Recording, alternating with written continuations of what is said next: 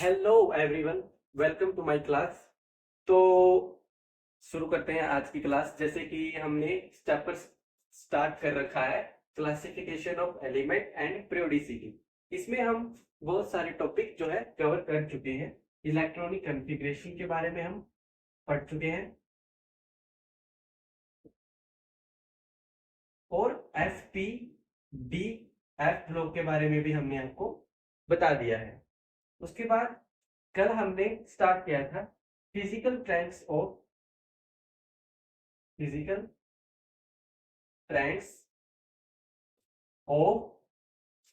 Periodic table. उसमें हमने कल पढ़ा था एटॉमिक रेडियाई के बारे में, एटॉमिक रेडियाई और आयनिक रेडियाई के बारे में। आज हम जो टॉपिक स्टार्ट करने जा रहे हैं वो बहुत ही इंपॉर्टेंट रोल प्ले करता है पीरियोडिक टेबल में। तो आज हम जो टॉपिक करेंगे वो है आयनाइजेशन एंथैल्पी। Ionization enthalpy. अब सबसे पहले एंथैल्पी क्या होता है? एंथैल्पी मतलब एनर्जी। एंथैल्पी मतलब एनर्जी, यानी कि आयनाइजेशन एनर्जी को हम आई ई से रिप्रेजेंट करते हैं। ये इसका सिंबल हो जाता है। अब आयनाइजेशन एनर्जी होती क्या है? What is ionisation energy? Ionisation energy में हम निकालते हैं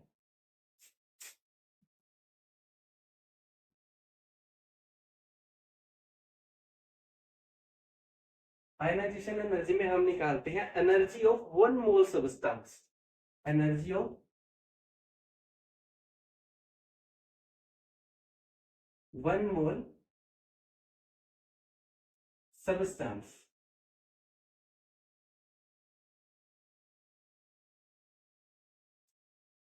अब एनर्जी जो इसमें रिक्वायर्ड होती है, energy required to eject an electron.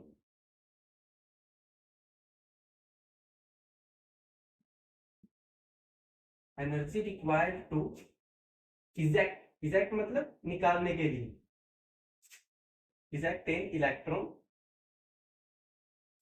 From an loosely bounded, from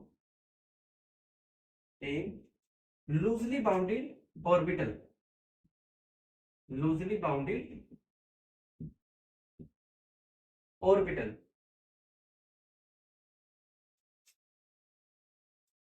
इसमें आइसोलेटेड, कोई भी जो आइसोलेटेड भी in ground state, ground state मतलब ओरिजिनल स्टेट, यानी कि जो एनर्जी किसी एक इलेक्ट्रॉन को इजेक्ट करने के लिए, इजेक्ट मतलब निकालने के लिए, किसी भी लूजली बाउंडेड किसी भी लूजली बाउंडेड ऑर्बिटल से, और लूजली बाउंडेड ऑर्बिटल मतलब, लूजली बाउंडेड ऑर्बिटल का क्या मतलब होता है? लास्ट इलेक्ट्रॉन, लास्ट सबसेल जो इलेक्ट्रॉन निकालते हैं वो होता है लूजली बाउंडेड। आइसोलेटेड कोई भी अकेला एटम, आइसोलेटेड कोई भी जहां पे अकेला इलेक्ट्रॉन होता है। तो जो एनर्जी रिक्वायर होती है इलेक्ट्रॉन को इजेक्ट करने के लिए उसको हम कहते हैं आयनाइजेशन एनर्जी या फिर आयनाइजेशन एंथैल्पी। इसको हम डिनोट करते हैं, जो रिप्रेजेंट करते हैं इसको, आयनाइजेशन एनर्जी को रिप्रेजेंट्स विद आई ई। इसको हम ऐसे रिप्रेजेंट करते हैं। इसके बाद हम आते हैं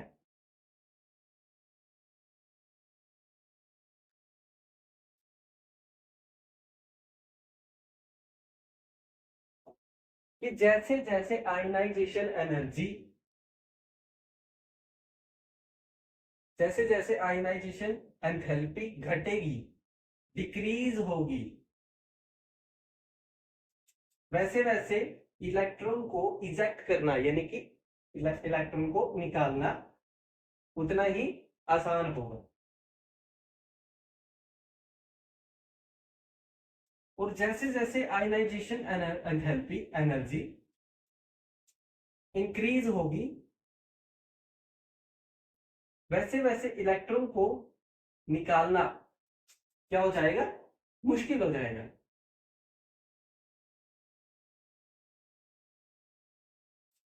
ठीक है, तो इसके कुछ फैक्टर्स है जो अफेक्ट करते हैं आयनाइजेशन एंथैल्पी को। फैक्टर अफेक्टिंग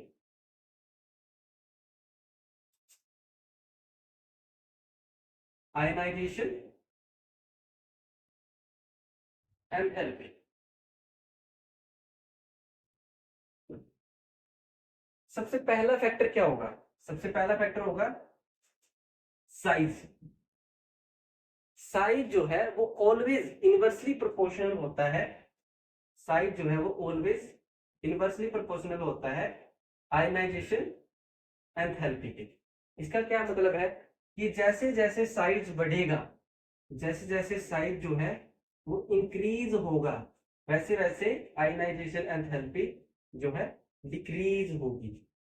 ठीक है, और आयनाइजेशन अगर एंथैल्पी इसमें डिक्रीज होगी तो इलेक्ट्रॉन को निकालना आसान होगा, इलेक्ट्रॉन को इजेक्ट करना आसान होगा। अगर साइज डिक्रीज होगा, अगर साइज डिक्रीज होगा तो आयनाइजेशन एंथैल्पी बढ़ेगी, उसकी वजह से इलेक्ट्रॉन जो है निकालने में, इजेक्ट करने में मुश्किल होगा।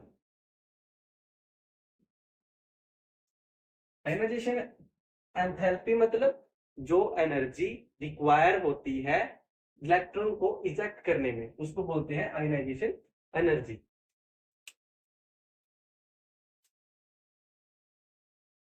उसके बाद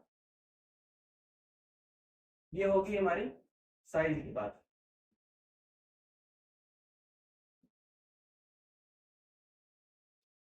तो अब हम आते हैं general trend of ionisation enthalpy.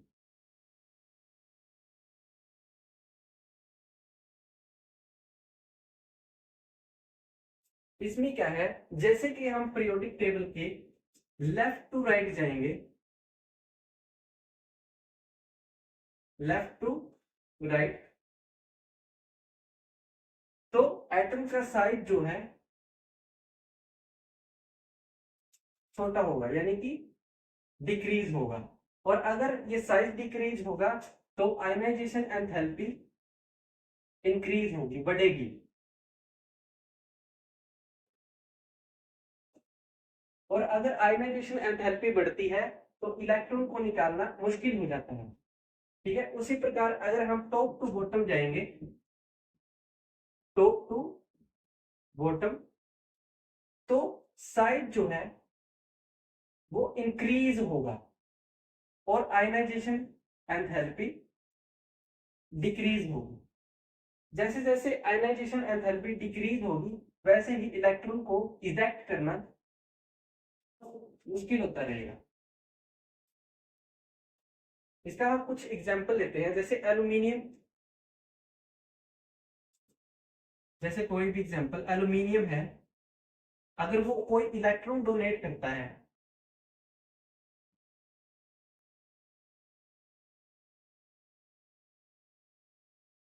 फिर इलेक्ट्रॉन के ऊपर +2 चार्ज,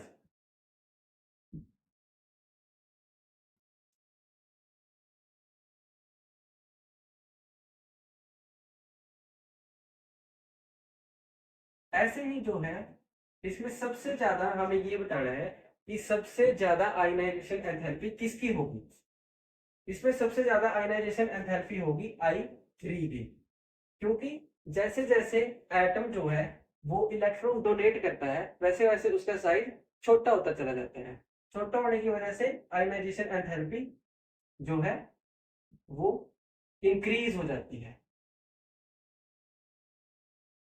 लेकिन इसमें कुछ एक्सेप्शनल केस भी होती हैं, जैसे हमारे अल्कैली अर्थ मेटल है, अल्कैली अर्थ मेटल और जो ग्रुप 15 के एलिमेंट्स हैं उनकी आयनाइजेशन जो एंथैल्पी 1 होगी वो सबसे ज्यादा होगी। लेकिन अदर्स जो मेटल्स होंगे या एलिमेंट्स होंगे उनकी I3 की आयनाइजेशन एंथैल्पी सबसे ज्यादा होगी। लेकिन अल्कैली अर्थ मेटल और ग्रुप 15 में आयनाइजेशन एंथैल्पी किसकी ज्यादा होगी? I1 की।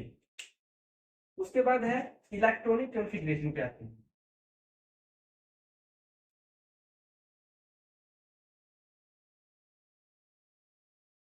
इसके बाद जो दूसरा दूसरा जो फैक्टर है, second factor, factor affecting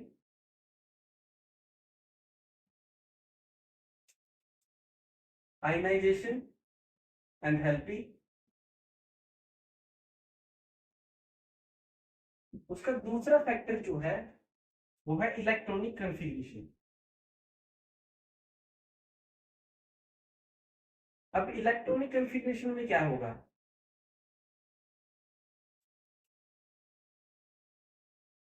electronic configuration में जो है, जो हमारे हाफ फील्ड और जो फुली फील्ड होते हैं, हाफ फील्ड और fully filled orbital, half field और फुली फील्ड ऑर्बिटल है जो, वो स्टेबल होते हैं। इसकी वजह से उनका जो साइज होता है वो छोटा होता है और इसमें से इसलिए इलेक्ट्रॉन निकालना मुश्किल होता है। अगर इलेक्ट्रॉन निकालना मुश्किल होगा तो आयनाइजेशन एंथैल्पी क्या होगी? बढ़ जाएगी। आयनाइजेशन एंथैल्पी बढ़ जाएगी। और जो हमारे पार्शियली फील्ड ऑर्बिटल होते हैं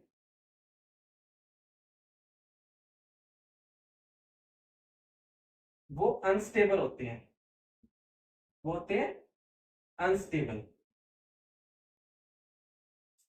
इसके बाद इस केस में आता है मेटल्स। इसमें लेते हैं हम मेटल्स, नॉन मेटल और नोबल गैसेस। मेटल्स पे क्या है? पॉजिटिव, जिसकी वैलेंसी होती है पॉजिटिव, यानी कि ये जो है इलेक्ट्रॉन डोनेट करता है। इलेक्ट्रॉन क्या करता है? डोनेट। अगर ये इलेक्ट्रॉन डोनेट करेगा तो इसकी आयनाइजेशन एंथैल्पी जो है वो डिक्रीज होगी। आयनाइजेशन एंथैल्पी क्या है? डिक्रीज होगी। अगर उसके बाद हम लेते हैं नॉन मेटल पे। नॉन मेटल पे क्या है? जिसकी वैलेंसी होती है नेगेटिव। वैलेंसी क्या होती है इसकी? नेगेटिव। अगर इसकी वैलेंसी नेगेटिव होगी तो आयनाइजेशन एंथैल्पी जो है वो इंक्रीज होगी।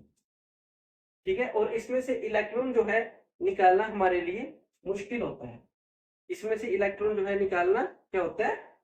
सॉरी, मेटल्स में इलेक्ट्रॉन निकालना आसान होता है और नॉन मेटल्स से इलेक्ट्रॉन निकालना टफ होता है।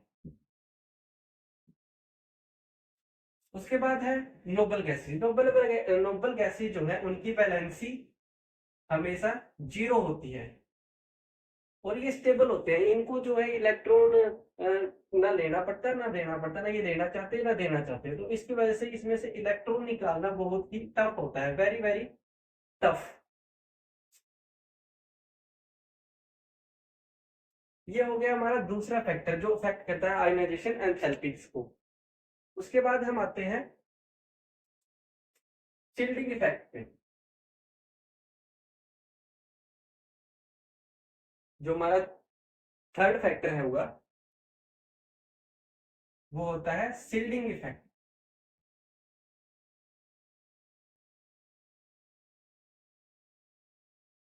यानी कि जब inner most electron, inner most electron जो है वो रिपेल करता है, रिपेल आउटर मोस्ट इलेक्ट्रॉन को, आउटर मोस्ट इलेक्ट्रॉन को, उसको क्या बोलते हैं? Shielding effect. उसको हम बोलेंगे शील्डिंग इफेक्ट। और इसी का जो दूसरा, इसी का अपोजिट है, वो है पेनिट्रेशन इफेक्ट। तो इसका फोर्थ पार्ट होगा, फोर्थ फैक्टर होगा जो जो अफेक्ट करेगा आयनाइजेशन एंथैल्पी को, वो होगा पेनिट्रेशन इफेक्ट। इसमें तो आउटर मोस्ट सेल जो है रिपेल हो रहे हैं, इनर मोस्ट सेल उनको कर रहे हैं, बाहर निकाल रहे हैं। और जो दूसरा पेनिट्रेशन इफेक्ट होगा, इसमें क्या होगा, जो आउटर मोस्ट सेल पे जो इलेक्ट्रॉन है, वो इसमें आने के लिए जो एनर्जी यूज कर रहे हैं, इनर मोस्ट इलेक्ट्रॉन की तरफ आने के लिए जो एनर्जी यूज कर रहे हैं, उसको बोलेंगे पेनिट्रेशन इफेक्ट। अब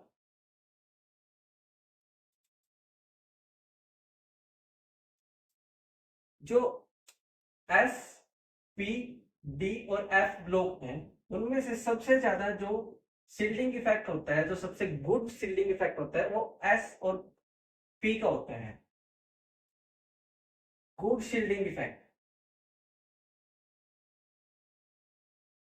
ये ऐसा क्यों होता है? क्योंकि इसमें इलेक्ट्रॉन जो है वो पास पास होते हैं, बहुत ही पास पास होती है।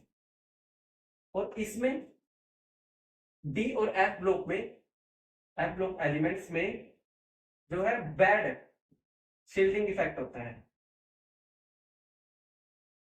बैड शील्डिंग इफेक्ट, क्योंकि इसमें इलेक्ट्रॉन जो है बहुत दूर दूर होते हैं।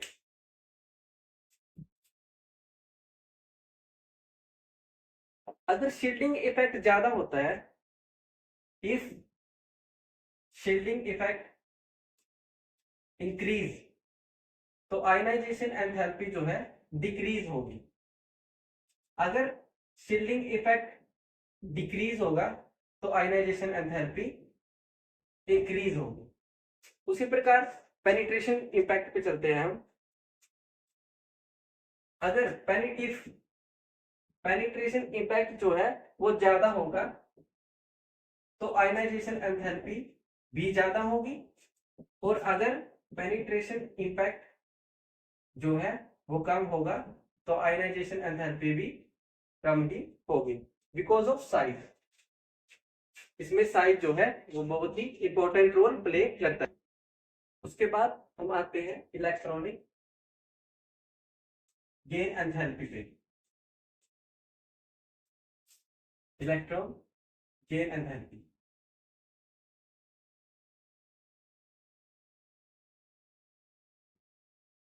इलेक्ट्रॉन गेन एंथैल्पी क्या होता है कि किसी भी इलेक्ट्रॉन को गेन करने के लिए जो एनर्जी की रिक्वायरमेंट होती है, एनर्जी जो जरूरी होती है, उसको बोलते हैं इलेक्ट्रॉन गेन एंथैल्पी। अब अगर हम किसी भी एटम को अगर हम इलेक्ट्रॉन डोनेट करते हैं, तो उसका चार्ज नेगेटिव आ जाता है, वो ऑटोमेटिकली एनायन बन जाता है। ठीक है। जो इलेक्ट्रॉन गेन एंथैल्पी है, it can be positive, it can be positive और नेगेटिव। अगर ये पॉजिटिव होगा, अगर इलेक्ट्रॉन गेन एंथैल्पी पॉजिटिव होती है, दैट मीन्स ये एंडोथर्मिक रिएक्शन है। दैट मीन्स ये एंडोथर्मिक रिएक्शन है, यानी कि इसमें आपको एनर्जी जो है वो प्रोवाइड करनी पड़ेगी, इसमें जो है एनर्जी प्रोवाइड होगी। बट अगर इलेक्ट्रॉन गेन एंथैल्पी नेगेटिव है, अगर ये इलेक्ट्रॉन गेन एंथैल्पी जो है वो नेगेटिव है, दैट मीन्स एक्सोथर्मिक रिएक्शन होगी इसकी। एक्सोथर्मिक यानी कि इसका मतलब क्या है, इसमें एनर्जी जो है वो निकलेगी, एनर्जी जो है रिलीज होगी। ठीक है। उसके बाद कुछ नोबल गैसेस हैं जो नोबल गैसेस के लिए हमेशा फॉर नोबल गैसेस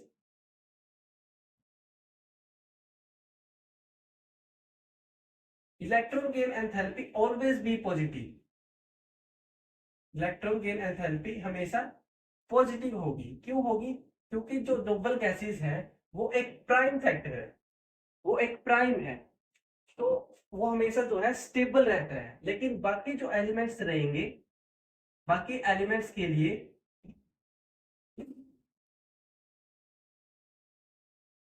जो इलेक्ट्रॉन गेन एंथैल्पी है वो हमेशा नेगेटिव रहेगी। वो हमेशा क्या रहेगी? नेगेटिव रहेगी।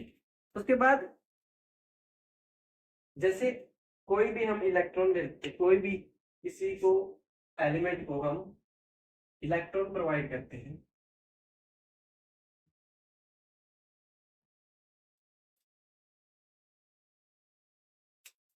जैसे ऑक्सीजन है,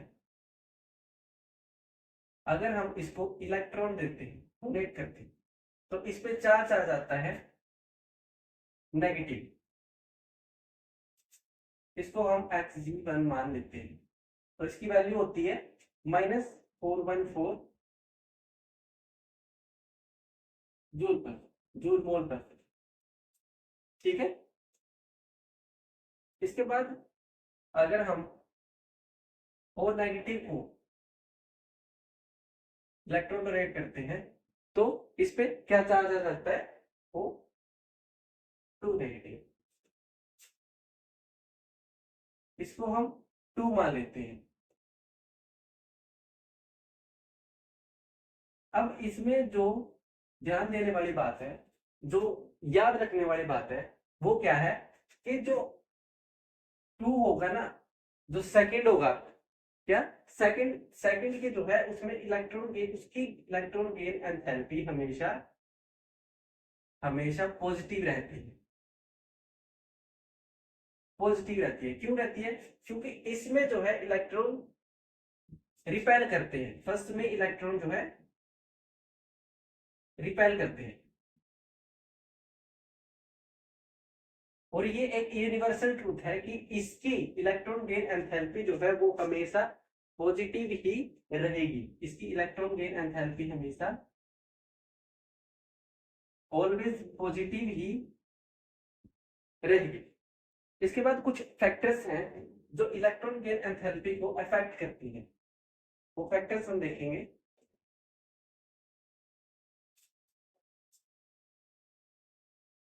फैक्टर्स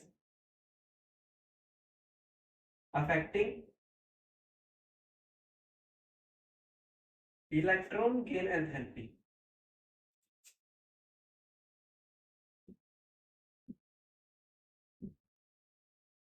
सबसे पहले क्या है? सबसे पहला फैक्टर है इफेक्टिव न्यूक्लियर चार्ज।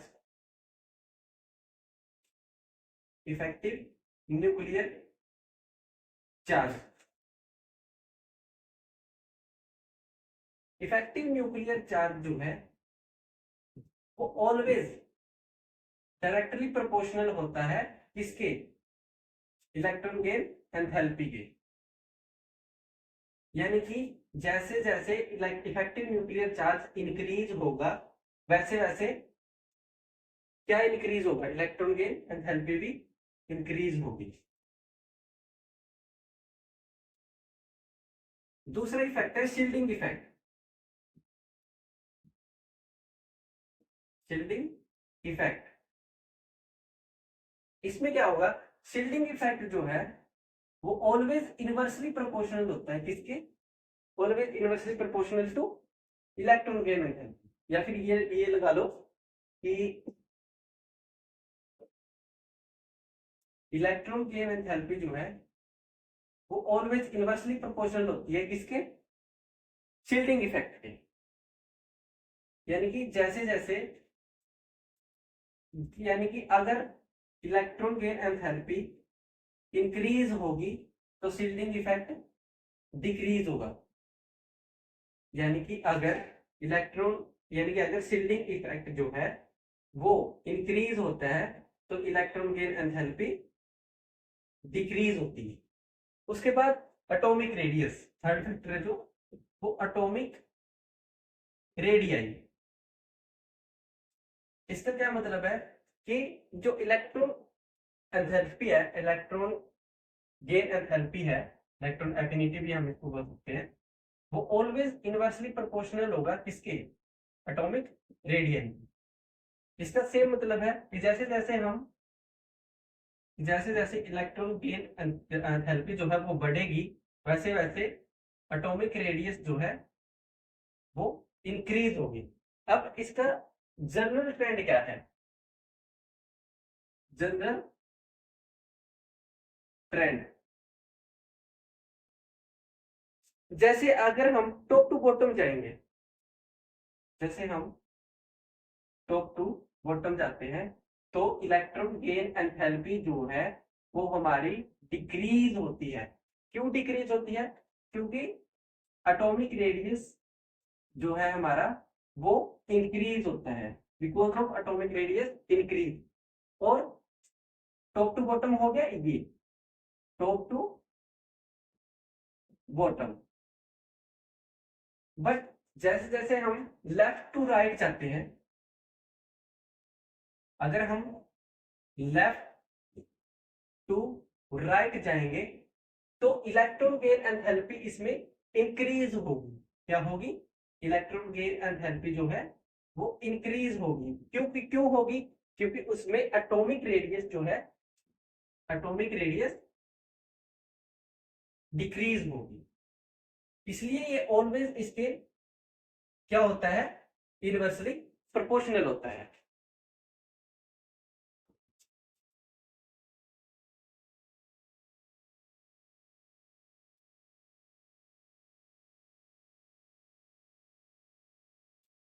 जैसे हम लेफ्ट टू राइट जाते हैं, लेफ्ट टू राइट, तो इलेक्ट्रॉन गेन एंथैल्पी जो है वो क्या होती है, इंक्रीज होती है, बिकॉज एटॉमिक रेडियस हमारी डिक्रीज होती है। इस हिसाब से अगर हम पीरियोडिक टेबल में अगर हम लेफ्ट टू राइट जाएं तो किसकी सबसे ज्यादा इलेक्ट्रॉन गेन एंथैल्पी होनी चाहिए, इलेक्ट्रॉन गेन एंथैल्पी इस हिसाब से फ्लोरीन की ज्यादा होनी चाहिए, क्योंकि नोबल गैसेस का तो उसमें रोल ही नहीं है, नोबल गैसेस तो आप एक समय के लिए भूल ही जाओ, ठीक है। फ्लोरीन की होनी चाहिए, लेकिन सबसे ज्यादा जो है मोस्ट इलेक्ट्रो नेगेटिव, मतलब मोस्ट जिसकी इलेक्ट्रो गेन एंथैल्पी होती है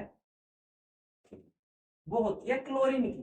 क्यों, क्योंकि chlorine always is bigger than fluorine in size. Okay,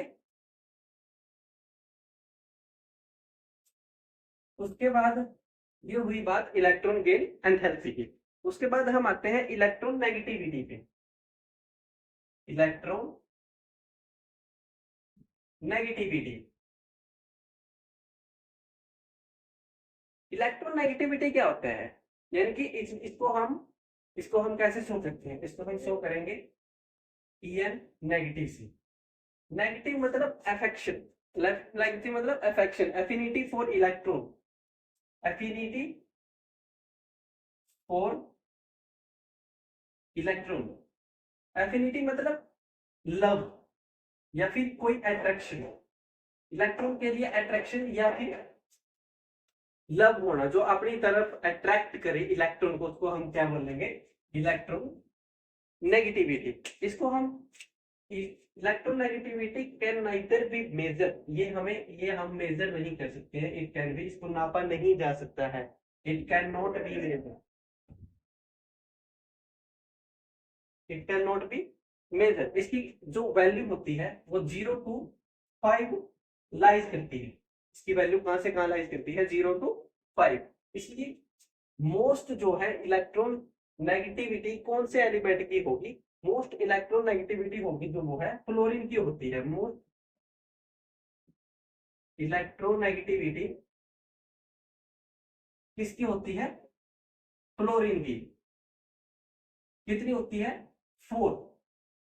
और सबसे कम जो है लो इलेक्ट्रोनेगेटिविटी किसकी होती है, सोडियम की, की सोडियम की कितनी होती है, 0.9। उसके बाद हम देखते हैं difference between electron gain enthalpy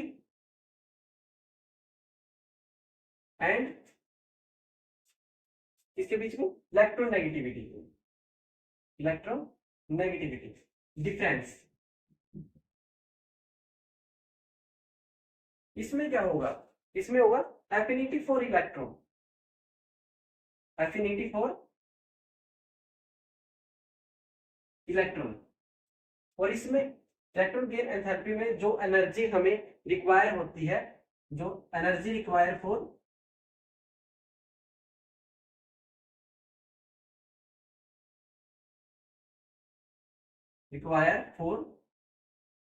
gaining of electron, यानी कि इलेक्ट्रॉन को गेन करने के लिए हमें क्या एनर्जी चाहिए, कितनी एनर्जी चाहिए, इसकी ऐसा यूनिट होती है, ऐसा unit of electron gain enthalpy is joule per mole, और इसकी कोई यूनिट नहीं होती। ठीक है, इसको हम, it can be positive, electron gain enthalpy positive भी हो सकती है और नेगेटिव भी हो सकती है, लेकिन इलेक्ट्रॉन नेगेटिविटी की जो वैल्यू है वो लाई करेगी 0 से 0 to 5 के बीच में। ठीक है, इसकी वैल्यू हम कैलकुलेटेड कर सकते हैं, वैल्यू कैन बी कैलकुलेटेड, बस इसकी वैल्यू हम कैलकुलेट, इलेक्ट्रॉन नेगेटिविटी की वैल्यू हम कैलकुलेट नहीं कर सकते। तो ये हो गया इलेक्ट्रॉन गेन एंथैल्पी और इलेक्ट्रॉन नेगेटिविटी के बारे में। फर्दर तो आज हम कर चुके हैं इसके बारे में, physical trends of periodic table के बारे में। इसके फर्दर क्लासेस में आगे हम करेंगे chemical trends of periodic table. आज के लिए इतना ही, थैंक यू।